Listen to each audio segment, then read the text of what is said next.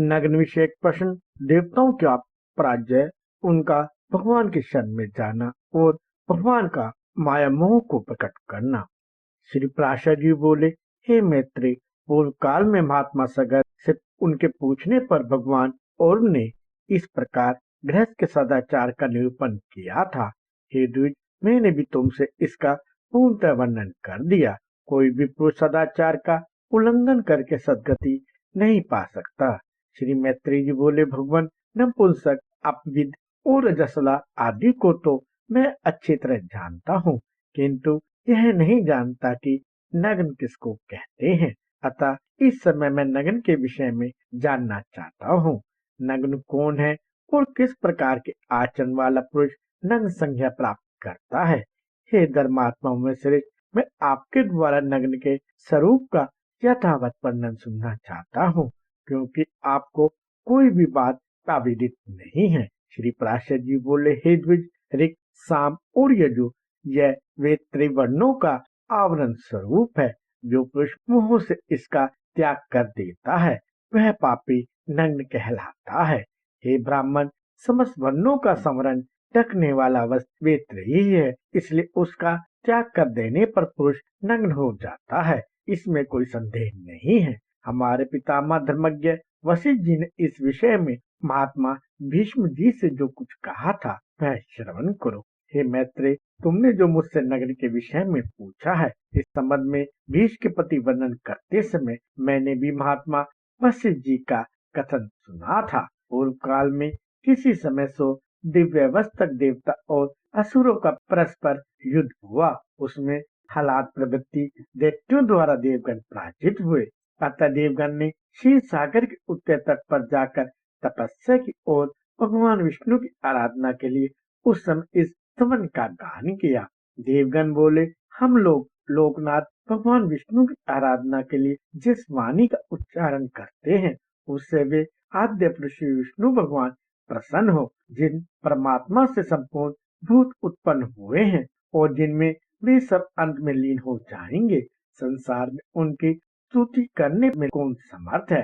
हे प्रभु, यद्यपि आपका यथार्थ स्वरूप वाणी का विषय नहीं है, तो भी शत्रु के हाथ से विध्वस्त होकर पराक्रमहीन हो जाने के कारण हम अभय प्राप्ति के लिए आपकी स्तुति करते हैं। पृथ्वी, जल, अग्नि, वायु, आकाश, अंतकरण, मूल प्रकृति और प्रकृति से पर पुरुष, ये सब आप ही हैं। हे सर्वभूतमान, ब्रह्मा से लेकर संप्रिय स्थान और काल आदि भेद युक्त यह मूर्त और मूर्त पदार्थ में संपूर्ण प्रपंच आप ही का शरीर है। आपके नाभि कमल से विश्व के उपकारार्थ प्रकट हुआ जो आपका प्रथम रूप है। हे ईश्वर, उस ब्रह्म स्वरूप को नमस्कार है। इंद्र, सूर्य, रुद्र, वसु, अश्वनी कुमार, मरुदगण और सोम आदि वेद युक्त हम लोग भी आप ही का एक रूप है। अतः आपके उस देव रूप को नमस्कार है। हे गोविंद, जो दम में, अज्ञान में और शिक्षा और दम से शून्य है, आपकी उस दैत्य मूर्ति को नमस्कार है। जिस मन सत स्वरूप में हृदय की नाड़ियां अत्यंत ज्ञान विहीनी नहीं होती तथा जो शब्द आदि विषयों का लोभी होता है, आपके उस यक्ष रूप को नमस्कार है। हे पुरुषोत्तम, आपका जो पूर्णता और माया से युक्त घोर तमोमय रूप है, उस राक्षस स्वरूप को नमस्कार है। हे जनार्दन, जो स्वर्ग में रहने वाले धार्मिक जनों के यज्ञ आदि सत्कर्मों के विषय सुख आदि की प्राप्ति कराने वाला आपका धर्म नामक रूप है, उसे नमस्कार है। जो जल, अग्नि आदि गम्य स्थानों में जाकर भी सर्वदा निर्मित और प्रसन्नता में रहता है, वह सिद्ध नामक रूप आप ही का है। ऐसे सिद्ध स्वरूप आपको नमस्कार है। हे हरे, जो अक्षमा का आश्रय, अत्यंत क्रूर और कामोपभोग में समर्थ आपका द्विजीव दो जीव वाला रूप है, उस नाग स्वरूप आपको नमस्कार है। हे विष्णु, जो ज्ञान में शांत, दोषरहित और कलमशहीन है, उस आपके मुनिमय स्वरूप को नमस्कार है। जो कल्पांत में अनिवार्य रूप से समस्त भूतों का भक्षण कर जाता है, हे पुंडरीकाक्ष, आपके उस का स्वरूप को नमस्कार है।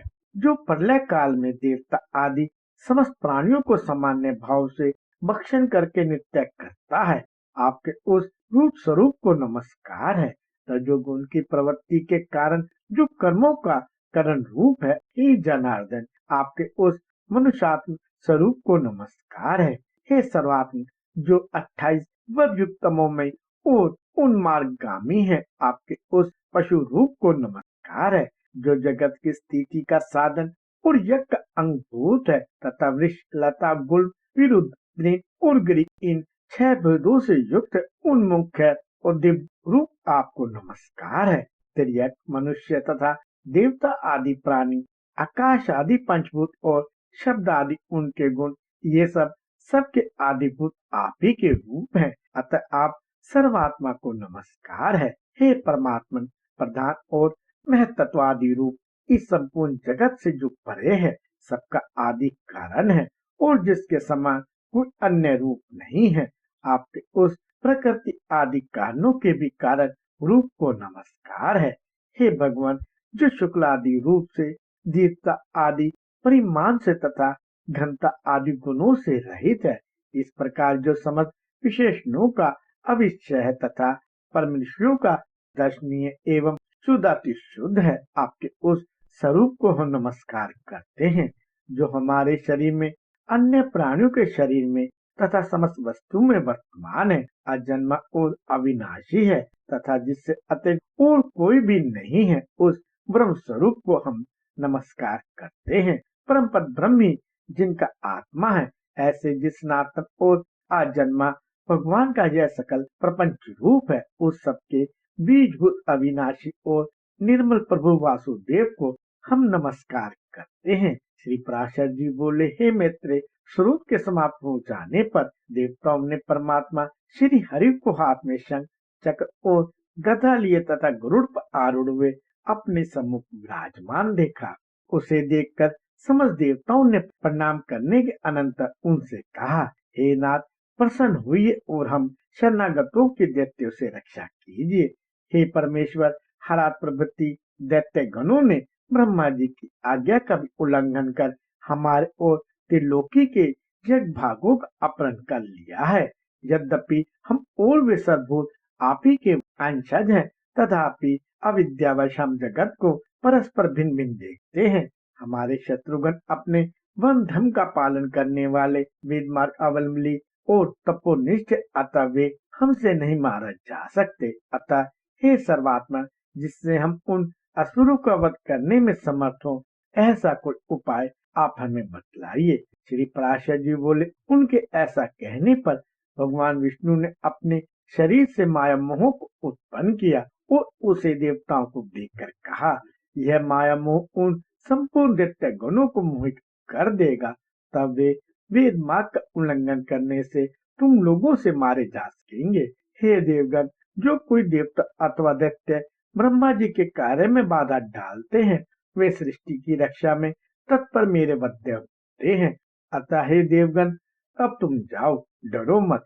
यह माया मोह आगे से जाकर तुम्हारा उपकार करेगा। शिव पराशर जी बोले, भगवान की ऐसी आज्ञा होने पर देवगण उन्हें प्रणाम कर जहाँ से आए थे वहां चले गए तथा उनके साथ माया मोह भी जहाँ असुरगण थे वहां गया।